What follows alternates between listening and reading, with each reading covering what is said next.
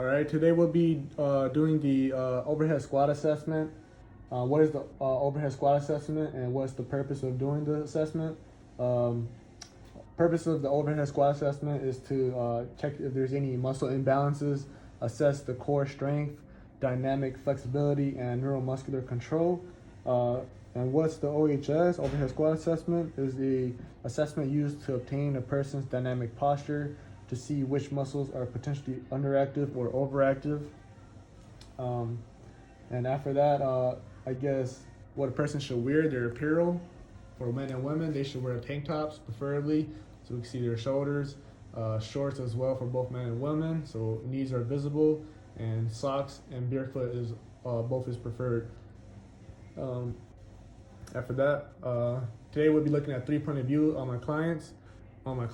The 3-point of views are anterior, lateral, and posterior point of views. And for the anterior point of view, you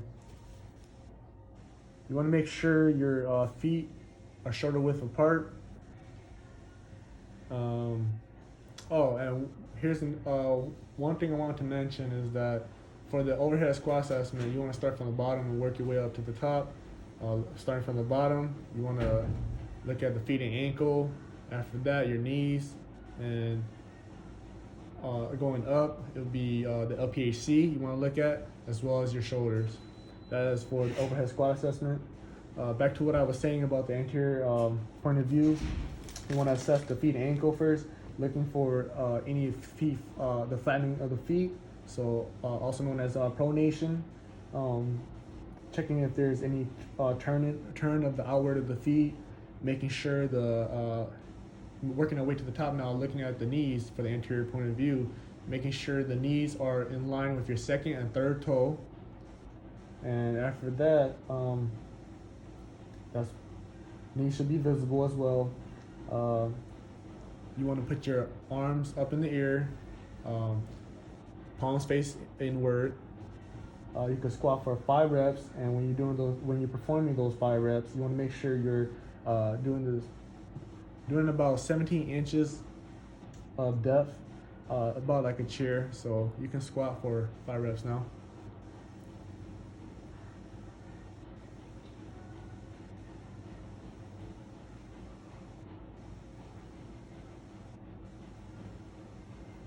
All right, you can put your arms down, and let's check out the lateral point of view.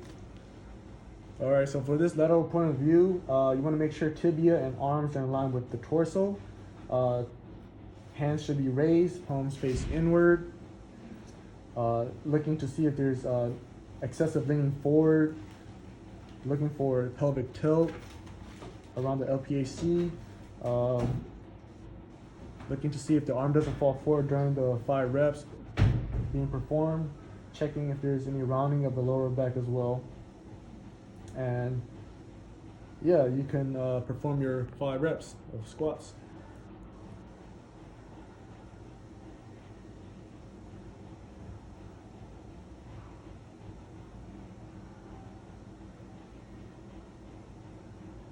All right. After that, we'll be taking a look at the posterior point of view. For the posterior point of view, we'll be looking at the feet flat, checking for pronations. Making sure it's feet shoulder width apart,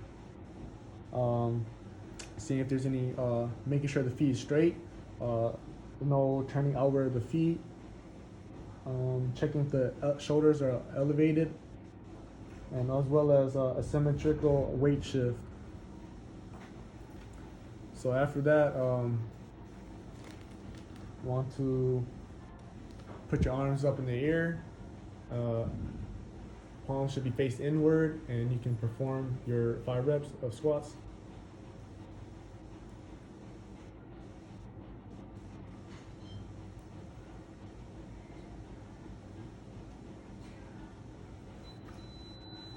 All right, you can turn around, face me again.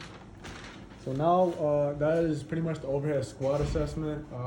We'll be taking a look at the 2 modifications that they mentioned in the book here too, as well as in the book here.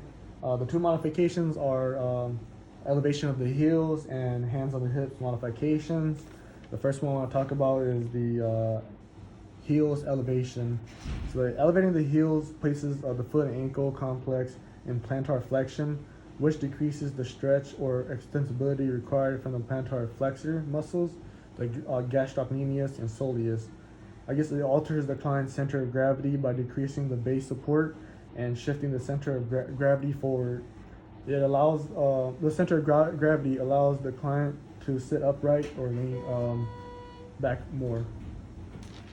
And for the modification, another thing I want to mention for the elevation of the heels is less forward lean equals less hip flexion needed and less emphasis placed on the LPHC.